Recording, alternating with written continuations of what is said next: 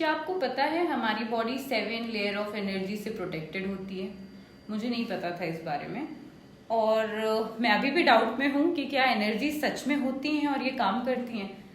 आज के जो हमारे गेस्ट हैं डॉक्टर अनिल गुप्ता सर जी, वो एक आई सर्जन भी हैं और उसके साथ साथ वो एनर्जी और बॉडी से रिलेटेड जितनी भी पॉजिटिव चीज़ें हैं और नेगेटिव चीज़ें हैं उनके बारे में डिस्कशन हमारे साथ करने वाले हैं।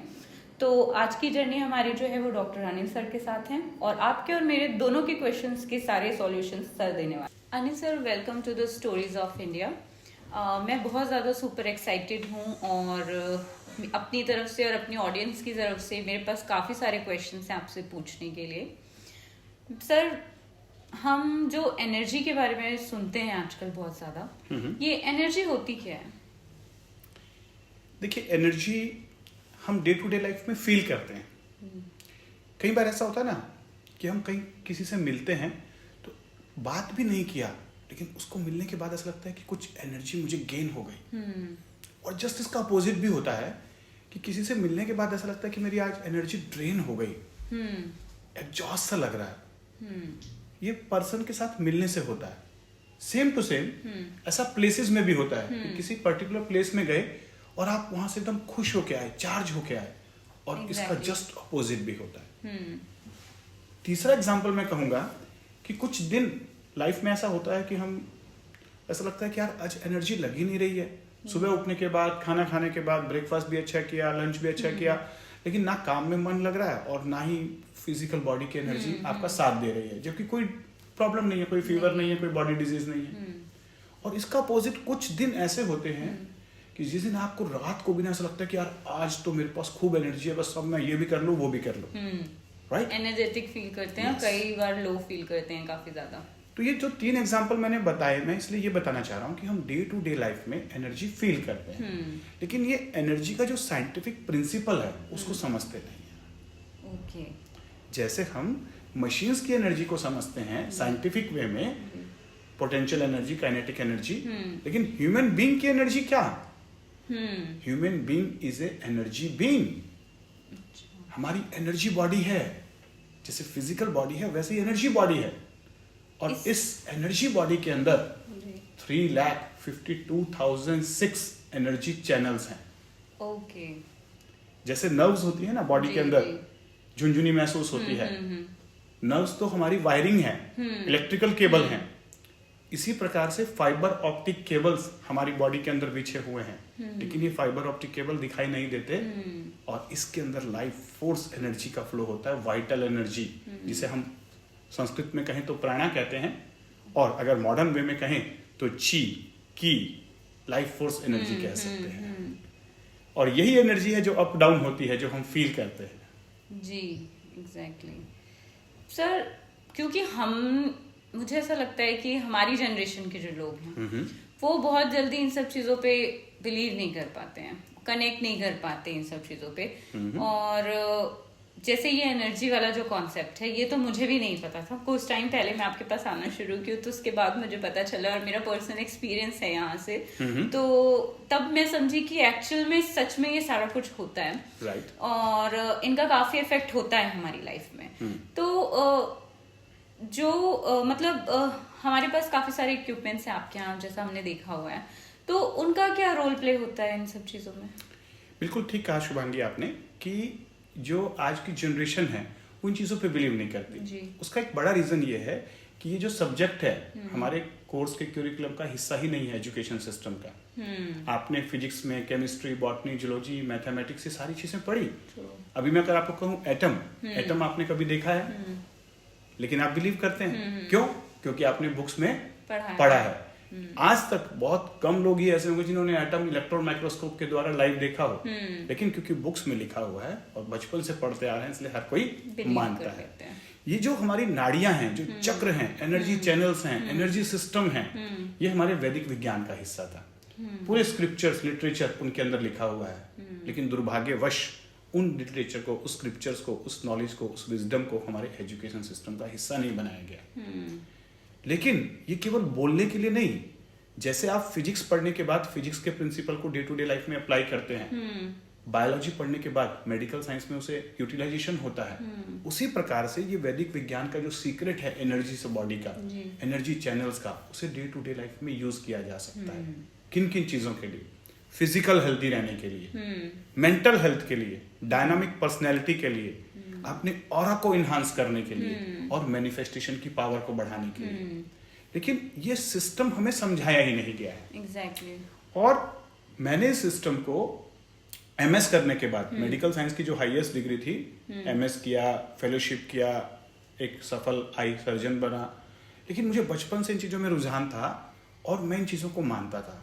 तो जैसे जैसे मैंने गुरुओं के सानिध्य में रहकर इन चीज़ों को समझा और समझने के बाद उस लिटरेचर को पढ़ा, लिटरेचर और स्क्रिप्चर्स को पढ़ने के बाद जब मैंने समझा कि ये तो साइंटिफिक हैं, लेकिन इन्हें साइंटिफिक वे में लोगों को समझाना होगा। तब मैंने वो गैजेट्स, इंस्ट्रूमेंट, डिवाइसेस की सर्च चालू की कि ऐसी कौन सी डिवाइसेस हैं जिसके द्वारा हम एनर्जी को देख सकें, समझ सकें, इन नाड़ियों को, चक्रों को समझ सकें। अगर वो डिवाइसेस की मदद से हम किसी को दिखाते हैं और वो अपने आप के अंदर के जो अनुभव है उसको महसूस कर पाए कि हाँ सर मुझे लीवर में प्रॉब्लम हो रही है और लीवर का चैनल बंद पड़ा हुआ है, सर मुझे अच्छी थॉट्स नहीं आती और आज्ञा चक्र की एनर्जी लो पड़ी हुई है, तब फिर वो बिलीव करता है यस सर ये मशीन्स भी वही बता रही हैं और मैं ऐसा फील भी कर रहा हूँ। एग्जैक्टली। सर आपका, जैसे आप एक सक्सेसफुल आई सर्जन हैं, एसजीवी हॉस्पिटल में आप बैठते भी हैं, तो जैसा भी आपने बोला कि आपको बचपन से इन सब चीजों में इंटरेस्ट था, तो इसके साथ साथ फिर आप आई सर्जन वाली फील्ड में, मतलब पहले आप उसमें थे फिर आप इसमें आए ना?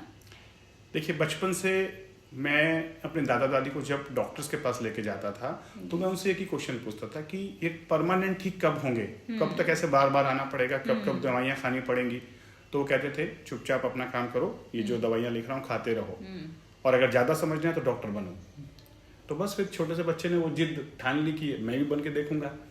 उस समय नहीं पता था ना कि कौन सा विज्ञान क्या विज्ञान, बस ये था कि लोगों को ठीक करना है और डॉक्टर बनना है। बन गया डॉक्टर, एमबीबीएस कर लिया, एमएस कर लिया, लोगों को आई साइट देना शुरू किया, बहुत अच्छे ऑपरेशंस किए, आई हॉस्पिटल बन गया। लेकिन ये जो सिलसिला था ना, वो बच्चे फिर कभी ना कभी मेरे को आके पूछते थे कि मेरे पापा कब ठीक होंगे, कब ये बीमारियां परमानेंट ठीक होगी। तो मुझे अपने वो प्रश्न याद आए कि मैं भी तो कभी ऐसे ही पूछता था। लोग आजकल यही चाहते हैं कि मेरे को बीमारियां हो ही ना, और अगर हो गई हैं तो वो परमानेंट ठीक हो जाए। पर लाइफस्टाइल किसी का ठीक नहीं है। केवल लाइफस्टाइल नहीं, मैं कहूंगा लाइफ की एनर्जी ही ठीक नहीं है। Today's lifestyle has only style, no life in it. तो लाइफ है ही नहीं लाइफस्टाइल में, और लाइफस्टाइल को लोग स्टाइलिश समझते हैं। स्टाइलिश होना इज लाइफस्टाइल, नो। लाइफस्टाइल जीवन शैली है, जीवन को जीने का तरीका है, और उसके अंदर लाइफ फोर्स एनर्जी पूरी डिस्टर्ब हो चुकी है। वो तो है। तब मैंने फिर इन डिवाइसेस को समझा, वैदिक विज्ञान को समझा, मॉडर्न साइंसेस को समझा, और सबको इंटीग्रेट करके ये जो मेरा रिसर्च प्रोडक्ट है पॉजिटिव हेल्थ जो ये जो कॉन्सेप्ट है लाइफ फोर्स एनर्जी का, नाड़ियों का, चक्रों का, लाइफस्टाइल का, लाइफ फोर्स एनर्जी का, जिसके द्वारा आदमी को स्वस्थ, मस्त और जबरदस्त रखा जा सकता है। आज के समय में भी रह सकता है। जी, ऐसा होता होगा ना कि कई लोग आते होंगे, टेस्ट करवाते होंगे, रिजल्ट लेते होंगे, आप उन्हें चीजें सजेस्ट करते होंगे, फिर उन्हें लगता होगा ये चीज ऐसी है ना कि एकदम इमीडिएट बिलीव नहीं होता किसी को, राइट। फिर वो चले जाते होंगे कि ठीक है सर प्लान करते हैं, आते हैं। फिर जब उनके साथ चीजें बिगड़ती होंगी एक्चुअल में, वो फिर आप लोगों के पास रिकनेक्ट करते होंगे। यस, डेफिनेटली शुभांगी, ऐसे बहुत सारे एग्जांपल्स हैं जिनको मैं फर्स्ट विजिट में मुझसे कंसल्टेशन लेने के लिए आए, हमने रिपोर्ट्स में भी दिखाया कि देखो आपके लीवर की लाइफ फोर्स एनर्जी बिगड़ी हुई है जी, लेकिन वो नहीं सर ये सब फालतू की बातें हैं। और फिर वो 2 साल बाद, 1.5 साल बाद वापस आते हैं, सर मुझे लीवर में कैंसर हो गया, सर मेरे को लीवर में सिरोसिस हो गया, सर आपने उस समय बताया था, मैं मान लिया होता तो उस वक्त आपको क्या लगता है? तब क्या लगता है? दुख होता है। एज ए डॉक्टर मुझे दुख होता है कि इस बीमारी को उसे होने से बचाया जा सकता था। यही चीज तो मैंने मेडिकल साइंस में सीखी ना, कि इतने सारे मेडिकल साइंस की डिग्री लेने के बावजूद भी मैं समझ में आया कि मेडिकल साइंस प्रिवेंशन की साइंस नहीं है। जब डिजीज हो गई उसको डायग्नोज करना है और उसको इमीडिएट हैंडल करना है, तो one of the best science is medical science. लेकिन डिजीज हो ही नहीं, प्रिवेंशन। और अगर डिजीज हो गई है, मैनेजमेंट तो एक्यूट मेडिसिन से हो गया, लेकिन उसको रिवर्स करना है और परमानेंटली क्योर और हील करना है, तो मेडिकल साइंस कारगर नहीं है. Medical science is one of the best science to diagnose and treat the disease, but to prevent, cure and heal we require integration of other sciences. Which sciences? Our Vedic wisdom, ancient knowledge. अगर उस ancient knowledge को हम medical science के साथ integrate कर दें तो एक कंप्लीट साइंस बनकर आएगा. और यही मेरा फ्यूचर का फ्यूचरिस्टिक विजन है, और यही मेरा गोल है, यही मेरा पैशन है, और यही मेरा पर्पस है. ऐसा है सर कि जैसे किसी को ऑलरेडी कोई डिजीज डिडक्ट हो चुका है, फिर वो आपके पास आते हैं, तो ऐसा होता है कि हम उसको क्योर कर सकते हैं यहाँ से? Yes, definitely. देखिए, मेडिकल साइंस खुद मानता है कि हमारे बॉडी के अंदर एक हीलिंग कैपेसिटी है, रिपेयर करने की क्षमता है, इम्यून सिस्टम है. बॉडी अपने आप ऑटोनोमस मोड में उसे ठीक कर सकता है. अच्छा. फिर आप कहिए कि सर अगर अपने आप ठीक कर सकते हैं तो फिर बीमारियां क्यों पैदा हो रही हैं? उस ठीक करने के सिस्टम के लिए बॉडी की जो लाइफ फोर्स एनर्जी है वो ऑप्टिमम होनी चाहिए, बैलेंस होनी चाहिए. जब तक आप बॉडी की लाइफ फोर्स एनर्जी ऑप्टिमाइज नहीं करेंगे, बैलेंस नहीं करेंगे, तब तक हीलिंग प्रोसेस नहीं होगा, बल्कि और ज्यादा डिटोरेशन हो जाएगा. तो हम यहाँ पर लोगों की लाइफ फोर्स एनर्जी जिस जिस रीजन से डिस्टर्ब हुई है उन रीजन को फाइंड आउट करके और योगिक क्रियाओं की मदद से, आयुर्वेद, नेचुरोपैथी, योगा, मेडिटेशन और चक्र विज्ञान की मदद से उसकी लाइफ फोर्स एनर्जी को बैलेंस कर देते हैं. और बॉडी की जो इनएक्टिव हीलिंग पावर्स थी उसको एक्टिवेट कर देते हैं. बॉडी अपने आप टेक केयर कर लेता है. बहुत सारे डायबिटीज के पेशेंट रिवर्सल हुआ, बहुत सारे थायराइड के पेशेंट रिवर्स हुए, ऑटो इम्यून डिजीज, एलर्जीज, इनको तो रिवर्स करना बहुत ही ईजी है. 80% डिजीजेस आइदर साइकोसोमेटिक हैं या लाइफस्टाइल रिलेटेड हैं. साइकोसोमेटिक मीन्स माइंड से पैदा होती हैं और बॉडी को झेलना पड़ता है. 80% disease are either related to psychosomatic और स्ट्रेस और लाइफस्टाइल. और यहाँ पर कारगर होती हैं ये अदर साइंसेस. अपने पास एंजाइटी डिप्रेशन के पेशेंट्स आते होंगे बहुत सारे. आज की डेट में एंजाइटी डिप्रेशन तो एकदम किसी का नाम लेने बराबर सेकंड वर्ड हो गया है हमारे लिए ना, कि मुझे अनकंफर्टेबल लग रहा है. पहले मैं सोचती थी, मैं सुनती थी कि जैसे मुझे अनकंफर्टेबल लग रहा है. आजकल लोगों के मुझे एंजाइटी हो रही है. एक्चुअल मीनिंग जो है एंजाइटी का वो डिफरेंट है, मुझे ऐसा लगता है. बट हम अपनी बेचैनियों को एंजाइटी का नाम जो देते हैं वो सही है एक्चुअल में, या फिर एंजाइटी में और इनमें डिफरेंस रहता है? एक है मेडिकल डेफिनेशन और एक है normal definition. Stress, anxiety, depression. अगर मेडिकल साइंस के हिसाब से समझे, स्ट्रेस मतलब तनाव. जब आपका माइंड अलाइन नहीं होता, आप इनर एक अलाइनमेंट फील नहीं करते, तब आपको स्ट्रेस आता है. यानी जब भी आपके मन के मुताबिक नहीं होता ना, तब आपकी बॉडी में स्ट्रेस आता है. ये तो हुआ फिलोसॉफिकल. लेकिन मेडिकल क्या? स्ट्रेस मतलब जब बॉडी के अंदर कॉर्टिसोल हार्मोन ज्यादा सिक्रीट होना शुरू हो जाए और बॉडी के अंदर उस कॉर्टिसोल हार्मोन की वजह से सिम्टम्स आने शुरू हो जाए, दैट इज स्ट्रेस. एंजाइटी, जब भी आप बेचैनी, घबराहट महसूस करें, that is philosophical definition. Anxiety का मेडिकल डेफिनेशन क्या है? मतलब जब आपके पाल्पिटेशन होना शुरू हो जाए, हार्ट बीट रेट बढ़ जाए, ब्रीदिंग रेट बढ़ जाए, यानी उसके फिजियोलॉजिकल सिम्टम. इसी प्रकार से डिप्रेशन मतलब जब आपको अच्छी थॉट्स नहीं आ रही हैं, आपकी एनर्जी लो हो गई है. और मेडिकल साइंस बोलता है कि जब डिप्रेशन होता है तो बॉडी के जो हैप्पीनेस हार्मोन्स हैं वो सिक्रीट होना ही बंद हो जाते हैं. बहुत सारे negative hormone, cortisol, adrenaline, nor adrenaline, epinephrine, nor epinephrine, ये केमिकल हार्मोन्स बॉडी में बन रहे होते हैं. तो ये दोनों चीजें एक मेडिकल पॉइंट ऑफ व्यू से और एक फिलोसॉफिकल पॉइंट ऑफ व्यू से समझने की जरूरत है. लेकिन अगर हम इन दोनों साइंसेस को जोड़ के समझें तो माइंड के जो इश्यूज हैं, माइंड सॉफ्टवेयर हैं, जैसा हम सोचते हैं, जैसा हम फील करते हैं, और बॉडी हार्डवेयर है. तो जो भी हमारे माइंड में चलेगा उसका इमीडिएट इफेक्ट हमारे फिजियोलॉजी पे होगा. साइकोलॉजी, फिजियोलॉजी जुड़ी हुई है. अगर आप माइंड डिप्रेशन में है तो बॉडी की भी एनर्जी लो हो जाएंगी. अगर आपका माइंड बहुत तुनक मिजाज हो गया है, हाइपर रिएक्टिव हो गया है, रिएक्शंस बहुत ज्यादा कर रहा है, तो बॉडी के अंदर एलर्जीज हो जाएंगी.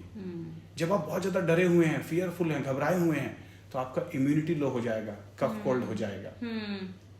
तो ये सारी चीजें जुड़ी हुई हैं आपस में. सर, डिप्रेशन में कौन से एज के लोग ज्यादा आते हैं? ऐसा डिप्रेशन मैं इसे कहूंगा कि lack of expression, depression, low energy. मतलब जब भी आपके मन मुताबिक नहीं हो रहा है और आप बार बार प्रयास कर रहे हैं लेकिन जो आप चाह रहे हैं वो हो नहीं पा रहा है, तो फिर एक फेज आती है कि आपकी एनर्जी नाड़ियों को ब्लॉक कर देती है और उस फेज में फिर आप लगातार लो एनर्जी फील करते हैं, ना अच्छी थॉट्स आती हैं, ना खाने में मन लगता है, ना कुछ भी करने में मन लगता है, बस आप पड़े रहते हो, अपनी लाइफ को एक डल बना लेते हो, हेल बना लेते हो। और ये आज की डेट में हर एज ग्रुप के साथ हो रहा है, लेकिन ज़्यादातर जो लोग देखने को मिल रहे हैं, एक यंगस्टर देखने को मिल रहे हैं। क्यों? क्योंकि उन्हें वो सक्सेस जो चाहिए वो मिल नहीं पा रही है, जो स्किल उनके पास में उसके अकॉर्डिंगली जॉब नहीं मिल पा रही है, एग्जाम्स में फेलियर मिल रहे हैं, स्ट्रेस हैंडलिंग नहीं हो पा रहा है, हाउस वाइफ्स में देखने को मिल रहा है, रिलेशनशिप की वजह से स्ट्रेस आ रहा है, कुछ पेरेंट्स में देखने को मिल रहा है क्योंकि बच्चे उनके मन मुताबिक नहीं हो पा रहे हैं। एक जो छोटे बच्चे हैं उनमें डिप्रेशन देखने को नहीं मिल रहा, एक जो 60+ है उनमें बहुत कम देखने को मिल रहा है। बेसिकली उन्होंने अपनी लाइफ को अभी जीना सीखा ही नहीं है, उन्होंने स्ट्रेस समझा ही नहीं है। और ये जो दूसरी कैटेगरी है, इन्होंने अपने समझ लिए, एक्सपीरियंसेस ले लिए हैं, तो ये डिप्रेशन से बहुत जल्दी बाहर आ जाते हैं। तो क्रॉनिक स्टेज जब आप मन मुताबिक लंबे समय तक नहीं होता और आप उससे उबर नहीं पाते, तो फिर वो धीरे धीरे low energy, permanent blockage of energy और डिप्रेशन में चली जाती है। कब सर ऐसा कब मतलब इंसान समझ सकता है कि आजकल तो हर छोटी चीज में लगता है कि मुझे डिप्रेशन हो गया, मुझे डिप्रेशन हो गया, लेकिन एक्चुअली कब इतना सीरियस होता है डिप्रेशन कि हमें फिर डॉक्टर को कंसल्ट करना चाहिए, हमें दिखाना चाहिए खुद को, ये फेस कैसे समझ सकते हैं? देखिए, आज हम सब समझ तो पा रहे हैं, कई बार अपन बोलते भी ना आज मैं डिप्रेस फील कर रहा हूँ। आप देखिए कि आप कहीं लगातार पिछले 21 डेज से या 90 डेज से लगातार लो एनर्जी का शिकार तो नहीं हो रहे हैं, अच्छी थॉट्स आ ही नहीं रही हैं, आपकी बॉडी की energy, physical energy, mental energy, emotional energy ठीक नहीं चल रही है। अगर आप ऐसा फील कर रहे हैं तो डेफिनेटली आप डिप्रेशन के शिकार की तरफ होने की तरफ जा रहे हैं। तो ऐसे में अगर आपकी कुछ इस प्रकार के जो सिम्टम्स हैं अगर 21 डेज तक परसिस्ट कर रहे हैं तो डेफिनेटली आप हेल्प लीजिए। और अगर आपको बीच बीच में बार बार ऐसे एपिसोड आ रहे हैं, मतलब ये है कि ये वार्निंग साइन है, रेड सिग्नल है जो आपको बता रहे हैं कि आपको अभी यहाँ पर किसी से हेल्प लेने की जरूरत है। सर मैनिफेस्टेशन, आज की डेट में मैनिफेस्टेशन वर्ड बहुत है, पहले से ही है डेफिनेटली, बट अब हम बहुत ज्यादा ये सुनते हैं कि मैनिफेस्ट करो, यूनिवर्स जो है वो आपको डेफिनेटली रिवर्ट करेगा, मैनिफेस्ट करो। तो ये जो मैनिफेस्ट का प्रोसेस होता है, कई लोग कहते हैं कि मैनिफेस्ट करो मतलब keep saying whatever you want to do और whatever you want into your life, है ना, उसको बोलते रहो, यूनिवर्स तक पहुंचाओ। क्या यही प्रोसेस होता है मैनिफेस्टेशन का या होता कुछ और है? ये हम नहीं समझ पाते नॉर्मल लोग। अच्छा, एक बात बताइए, अगर ऐसा बोलने से हो जाता तो पूरी दुनिया ही बोल लेती, सब बैठ के बोलते, काम सब बैठ के बोलते। तो ये जो लॉ ऑफ अट्रैक्शन है इसको गलत तरीके से समझाया गया। एक मूवी भी आई ना, secret movie, law of attraction, western philosophy. वो कॉन्सेप्ट ठीक है लेकिन उसका जो प्रेजेंटेशन है वो रॉन्ग है। अगर लॉ ऑफ मैनिफेस्टेशन समझना है तो हमें हमारी एंशिएंट नॉलेज में जाना होगा, वैदिक विजडम में जाना होगा, जहाँ पे बताया जाता था कि आप किसी चीज को मैनिफेस्ट कैसे कर सकते हैं। जो आपकी चाहत है वो आपके माइंड के अंदर आपको कंप्लीटली दिखनी चाहिए, विजुअलाइज होनी चाहिए। विजुअलाइज होने के बाद आपका माइंड, ब्रेन, बॉडी, सोल चारों उस डायरेक्शन में अलाइन होने चाहिए और आपकी लाइफ फोर्स एनर्जी जो वाइटल एनर्जी है उसके साथ अलाइन होनी चाहिए, फोकस्ड होनी चाहिए। फिर इसके बाद आता है सरेंडरनेस। तब भी इतना करने से भी मैनिफेस्टेशन नहीं होगा। उसके बाद आपको उस डिवाइन पावर को अपने साथ लेना होगा, उस गोल को, उस एक्शंस को, उसको सरेंडर करना होगा। और डेफिनेटली जो आप सोच रहे हैं, जो आप देख रहे हैं, जिस पे अलाइन है, उसके प्रति एक्शंस लेने होंगे, तब जाकर मैनिफेस्टेशन होता है। इसीलिए तो कितने % लोग सक्सेसफुल होते हैं? बहुत कम %।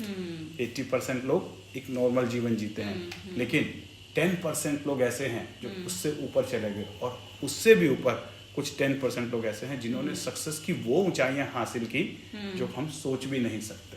ये है उनकी मैनिफेस्टेशन पावर, क्योंकि उनकी एनर्जी अलाइन है, बैलेंस्ड है और फोकस्ड है। और ये सारा कुछ किस प्रोसेस से होता है सर? Like meditation? अब सारा चीज मैं अगर कहूं तो लाइफ फोर्स एनर्जी के मैनेजमेंट में है। जब आप अपनी लाइफ फोर्स एनर्जी को डेली बेसिस पे मैनेज करना सीख जाते हैं, उसको फील करना सीख जाते हैं, तब आपकी एनर्जी अलाइन होती है और उस एनर्जी को आप जिस डायरेक्शन में चाहें उसमें यूज कर सकते हैं, कंस्ट्रक्शन या डिस्ट्रक्शन, ये आपकी चॉइस है। क्योंकि अब आप एक एनर्जी के सोर्स बन गए हैं, बस आपको उस एनर्जी को चैनलाइज करना है, अपने गोल्स की तरफ कर दीजिए तो आपको मैनिफेस्टेशन होना शुरू हो जाएगा। और अगर आपने उस एनर्जी को मैनिफेस्ट करने में नहीं लगाया तो डिस्ट्रक्शन में भी चली जाएंगी। अच्छा। बहुत सारे युवा वर्ग जिसके पास एनर्जी की कोई कमी नहीं है, लेकिन गोल गलत है, और गोल गलत होने की वजह से वो नेगेटिव एक्टिविटीज में ज्यादा इन्वॉल्व हो गए, टेररिज्म में इन्वॉल्व हो गए। तो हमारा वैदिक नॉलेज जो कहता है कि एनर्जी को बैलेंस रखना है, follow good lifestyle, do daily meditations, do daily yogic kriya, कि आपका जो ऑरा है, आपकी जो नाड़ियां हैं वो ओपन रहे और आपका एनर्जी बैलेंस रहे। और उसके साथ साथ आपके पास एक पैशन होना चाहिए और एक पर्पस होना चाहिए। जो आपके गोल्स हैं, गोल शॉर्ट टर्म होते हैं, गोल के साथ पैशन भी होना चाहिए, उसको पाने की एक इच्छा होनी चाहिए, तीव्र इच्छा। और उसके साथ साथ पर्पस होना चाहिए कि जो मैं कर रहा हूं उससे केवल मेरा नहीं, इस पूरे समाज का, पूरे ब्रह्मांड का हित होगा। लोका समस्ता सुखिनो भवन्तु, हमारी ये फिलॉसफी थी कि मेरे जो भी कार्य हो उससे इस पूरे समाज के लोग का बेनिफिट हो। तो जब आप इस डायरेक्शन में लेके चलेंगे तो मैनिफेस्टेशन भी जल्दी होगा, क्योंकि आपके साथ डिवाइन है, क्योंकि आपके साथ डिवाइन है और आपकी एनर्जी अलाइन है और आपका पर्पस पैशन के साथ जुड़ा हुआ है, तो मैनिफेस्टेशन होने से कोई भी ताकत आपके साथ रोक नहीं सकती। उस समय यूनिवर्स आपका साथ देता है। इस तरीके से लॉ ऑफ अट्रैक्शन काम करता है। और अदरवाइज लोग सोचते हैं कि वो गोल बना लो, उसे विजुअलाइज करो, बोलते जाओ, अफर्मेशंस देते रहो, फिर वो 2-3 महीने के बाद फ्रस्ट्रेट हो जाते हैं, फिर वो कहते हैं अरे सब फालतू की बातें हैं, लॉ ऑफ अट्रैक्शन काम नहीं करता। मेडिटेशन जो है सर, आज की डेट में जैसे यंगस्टर्स को कहा जाता है कि मेडिटेट करो, करना चाहिए, तो जैसे मेरे माइंड में भी कुछ टाइम पहले तक ऐसे आता था कि मेडिटेशन करने को कहता था, तो मुझे ये लगता था कि मैं पागल नहीं हूँ कि मुझे मेडिटेशन करना है। right. मेरा दिमाग ठीक है, बिल्कुल मुझे मेडिटेशन की जरूरत नहीं है। बट ऐसा है ना कि जब मैं आपके यहाँ आना चालू की और मैंने यहाँ पे मेडिटेट करना चालू किया, तो मुझे बहुत सारी चीजों में 2-3 सेशंस में एक क्लियरिटी आ गई कि जो आपका माइंड डिस्ट्रैक्ट रहता है वो आपको क्लियरिटी मिलनी चालू हो जाती है लाइफ में। तो मेडिटेशन हमें बच्चों से ही शुरू करवा देना चाहिए, मतलब बचपन से ही मेडिटेशन हमेशा करवाना चाहिए, या ऐसा कुछ रहता है कि नहीं? मतलब मोस्टली लोग तो दुनिया से थक हार के जब निराश हो जाते हैं तब मेडिटेशन लास्ट ऑप्शन चुनते हैं। तो हमें कौन सी एज से ऐसे स्पेसिफिकली मेडिटेशन स्टार्ट करना चाहिए? इस क्वेश्चन को दूसरे तरीके से समझते हैं। बच्चे को ब्रश करना कब सिखाना चाहिए? बचपन बड़ा होने के बाद कि पहले से? पहले से। या उसके दांत सड़ जाए तब? पहले से, है ना। उसको हेल्दी लाइफस्टाइल कब से सिखाना चाहिए? बचपन से। बचपन से। सेम टू सेम, जैसे ब्रश करना बचपन से सिखाया जाता है, माइंड को ब्रश करना भी सिखाना है मेडिटेशन के द्वारा। Mind cultivation, mind management meditation से आता है। क्रिएटिविटी, फोकस, अटेंशन, ये सारे जो आपकी वर्च्यूज हैं ये मेडिटेशन से मिलती हैं। नहीं करेंगे मेडिटेशन तो स्कैटर्ड होगा, डिस्ट्रैक्शंस होंगे, बेफालतू के अट्रैक्शंस होंगे, फोकस ही नहीं रहेगा। तो मेडिटेशन एक ऐसी चीज है जो जितना जल्दी सीख ले उतना ही आगे सक्सेस उसको जल्दी मिलेगी। दूसरी चीज, जो जितना बिजी है, जो जितना हाई पोस्ट पर है या हाई सक्सेस की ऊंचाइयों पे काम कर रहा है, उसे उतनी ही ज्यादा मेडिटेशन की जरूरत है। क्यों? क्योंकि वो ज्यादा स्ट्रेस झेल रहा है, वो सिस्टम के साथ ज्यादा इंटरेक्ट कर रहा है, उसका माइंड ज्यादा स्कैटर हो रहा है डेली बेसिस पे, उसे वापस अलाइन करना मेडिटेशन। तो मेडिटेशन तो बचपन से ही सिखा देना चाहिए। अगर इसे स्कूलों में लगा दिया जाए, क्लास नर्सरी से ही, और कब तक? लाइफ लॉन्ग के लिए। चाहे वो आजकल योगा तो कराया जाता है स्कूलों में, बट मेडिटेशन स्पेसिफिकली नहीं कराया जाता है। एक्चुअली योगा को हमने सोच लिया योगा मतलब इक्वल टू आसन। नो, योग का मतलब है कंप्लीट साइंस, जिसके 8 लिम्ब हैं, 8 लिम्ब हैं। यम, नियम, आसन, प्राणायाम, ध्यान, धारणा, समाधि। तो ये सारा योग का ही पार्ट था। लेकिन आजकल हमने जो योगा को करिकुलम में ऐड किया है, तो मैक्सिमम लोग ये समझते हैं योगा का मतलब कि थोड़ा सा फिजिकल एक्टिविटी करवा दिया, that become yoga. No, yoga के अंदर सारी कुछ आता है, उसके नियम भी आते हैं, डिसिप्लिन भी आते हैं, लाइफस्टाइल भी आता है। उसी के अंदर ध्यान, धारणा, समाधि, प्रत्याहार, कैसे अपनी सेंसेस को बंद करके अपने अंदर जाना, धारणा, कैसे आपको एकाग्रचित्ता डेवलप करना, ध्यान, कैसे माइंड को मेडिटेशन में लेके जाना, और ध्यान से भी ऊपर समाधि, कि कैसे उस ध्यान की अवस्था में अपने सोल के साथ जुड़कर, हायर डिवाइन सेवन के साथ जुड़कर एक ब्लिसफुल स्टेट में आ जाना।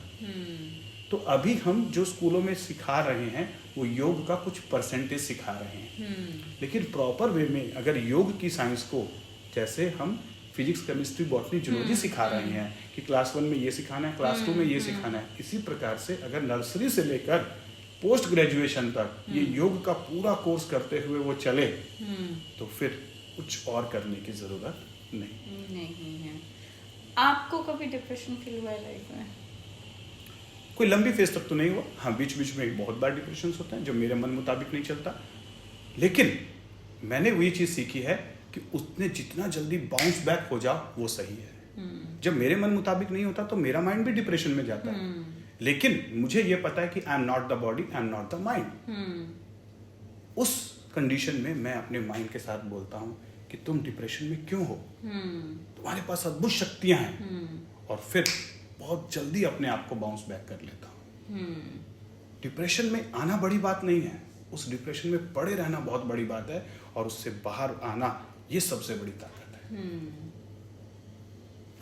आपका कोर्स भी है सर, आपकी एक बुक है, मैंने पढ़ी है, मैं उसमें भी स्टडी कर रही हूँ। आपका एक कोर्स है 21 डेज का, तो उस कोर्स में स्पेसिफिकली हम ये सारी चीजें कवर करते हैं। राइट। तो मैंने जो चीज़ें सीखी अपनी पर्सनल लाइफ में, प्रोफेशनल लाइफ में, और ये योगिक साइंसेस को जो मैंने सीखा, वैदिक साइंसेस को, इसके बेसिस पे मैंने कि डे टू डे लाइफ में कैसे इसे प्रैक्टिकली इम्प्लीमेंट किया जाए, क्योंकि हर किसी के बस की बात नहीं कि इतनी सारी डिग्रियां ले, इतनी सारी एजुकेशन को पढ़े, लेकिन मैंने उस सारी साइंसेस को एक एक्सट्रैक्ट बनाकर कि हमें डे टू डे लाइफ में माइंड को कैसे मैनेज करना है और अपने लाइफ के गोल्स कैसे बनाने हैं और उन्हें अचीव कैसे करना है। तो एक कोर्स बना दिया, रीराइट योर लाइफ स्टोरी। कि अगर आपको लगता है कि आपकी लाइफ की स्टोरी वैसा नहीं चल रही है जैसा आप उसे चलाना चाहते हैं, तो you are the author of your own life story, you can rewrite whenever needed. दूसरा कोर्स है कि जो चक्र और नाड़ियां हैं, जो एनर्जी है, इसे कैसे मैनेज किया जाए, कौन सी एक्टिविटी करें, कौन सा लाइफस्टाइल रखें, क्या योगिक क्रियाएं करें जिसके द्वारा आप अपने चक्र, नाड़ी और उनको सबके ओपन रख के एक जबरदस्त ऑरा मेंटेन कर सकें। तो एनलाइटन योर इनर लाइट्स, ये 7 लाइट आपके अंदर है। तीसरा है सेल्फ डिस्कवरी, सेल्फ रियलाइजेशन। बोलते हैं ना लोग, महात्मा बुद्ध ने कहा आत्म दीपो भव, कि अपने आप को जानना ही सबसे बड़ी विजडम है। लेकिन कैसे जाने? Self discovery. तो मैंने एक ब्यूटीफुल कोर्स बनाया है, ये है लाइफ कैंपस का एजुकेशनल बॉक्स, जिसके अंदर ये तीनों कोर्सेज हैं, और आप विद इन 21 डेज इन तीनों कोर्स को कंप्लीट कर सकते हैं। और ये एक्सट्रैक्ट है एंशिएंट नॉलेज का, प्रैक्टिकल इम्प्लीमेंटेशन का, और कैसे उसे डे टू डे लाइफ में अडॉप्ट करना है। जिन लोगों ने मेरे साथ किया उनकी लाइफ में बहुत अच्छे अच्छे ट्रांसफॉर्मेशन हुए, और उन्होंने जो चाहते थे वो उन्होंने अचीव किया। अचीवमेंट्स सर, आपके ऑफिस के एंट्रेंस में नीचे आपके काफी सारे अचीवमेंट्स हैं, काफी सारे अवार्ड्स आपको मिले हुए हैं। ऐसा कोई स्पेसिफिक मोमेंट है जो आपको लगता है कि जब आपको एग्जैक्टली लगा कि हाँ मैंने कुछ अचीव कर लिया लाइफ में? बहुत बार, एक बार नहीं। मैं हमेशा अपने सक्सेस को सेलिब्रेट करता हूँ। जब भी मुझे लगता है कि यस, ये ऑनेस्टी की वजह से मुझे ये अवार्ड मिला, यस ये अवार्ड मेरे काम की वजह से मुझे मिला, रिकॉग्निशन मिली, तो मैं उसे सेलिब्रेट करता हूँ। कुछ साल पहले मुझे बेस्ट बिजनेस प्रैक्टिस अवार्ड दिया गया मुख्यमंत्री रमन सिंह जी से। उसमें मैंने नॉमिनेट किया था कि मैं ये अपना एक नया कॉन्सेप्ट के साथ लोगों की मदद कर रहा हूँ, और मुझे नहीं पता कि मैं कितना बड़ा काम कर रहा हूँ, बट मुझे लगता है कि ये एक डिफरेंट यूनिक वर्क है जिसकी वजह से मैं लोगों की लाइफ में ट्रांसफॉर्मेशन ला पा रहा हूँ। और उस नॉमिनेशन कैटेगरी में बहुत बड़े बड़े लोगों ने, बड़े बड़े एंटरप्रेन्योर्स ने अपने नॉमिनेशन फाइल किए थे। और मैं ना तो ज़्यादा इच्छा रखता हूँ, और मैं एक नॉर्मल ड्रेसअप में उस अवार्ड फंक्शन में चला गया, क्योंकि मुझे लगा कि शायद ज़्यादातर होता है ना कि अवार्ड्स, आप भी जानते हैं, अवार्ड फंक्शंस में जब अवार्ड मिलते हैं तो उसके लिए कुछ पहले से मैनिपुलेशंस भी होती हैं, लेकिन सब में नहीं। तो वहाँ मैं बैठा हुआ था, और मेरा जब नाम स्टेज पर बुलाया गया कि best business practice award goes to doctor Anil Gupta, तो मुझे खुद सरप्राइज हुआ, और फिर अंदर से ब्लिस भी हुआ कि यस, आज की डेट में भी ऑनेस्टी और ये सारी चीजें डिजर्व करते हैं। चीजों को रिकॉग्निशन मिलता है, देर मिले या देर से मिले या सवेर से मिलेगा जरूर। तो वो मोमेंट मेरे लिए बहुत अच्छा था। अच्छा जी। आप इतनी सारी चीज़ें तो मैंने आपके साथ कवर कर ली। नो डाउट सवाल तो बहुत सारे हैं मेरे अंदर भी और डेफिनेटली ऑडियंस के अंदर भी, बट इतना कुछ कवर कर पाना पॉसिबल 1-to-1 मेरे लिए भी नहीं है और आपके लिए भी नहीं होगा पॉसिबल, बिकॉज आप काफ़ी बिजी रहते हैं। आगे भी जितनी चीज़ें मुझे लगता है कि मुझे लोगों तक पहुंचानी चाहिए अपने ज़रिए, मैं आपको डेफिनेटली फिर से कनेक्ट करूंगी और हम अपने चैनल में आपका पेज डेफिनेटली मेंशन करेंगे और आपकी डिटेल्स मेंशन करेंगे। और मेरा ऑडियंस से यही कहना है कि आपको कभी भी डिप्रेशन फील हो, लाइफ में लो फील हो और आप एनर्जीज के बारे में जानना चाहते हैं तो आप डेफिनेटली डॉक्टर अनिल सर को कांटेक्ट कर सकते हैं। हम उनका नंबर और उनकी लोकेशन सारा कुछ पिनअप करेंगे अपने पेज में। आप इनसे मिलिए, डायरेक्टली अपनी लाइफ के बारे में एग्जैक्टली समझिए और अपनी लाइफ को एक डायरेक्शन दीजिए। Thank you so much sir, आपने अपना प्रीशियस टाइम निकाला and thank you so much कि आज आप हमारे साथ हैं। Thank you Shubhangi. स्वस्थ रहें, मस्त रहें और जहां भी रहें जबरदस्त रहें। Thank you.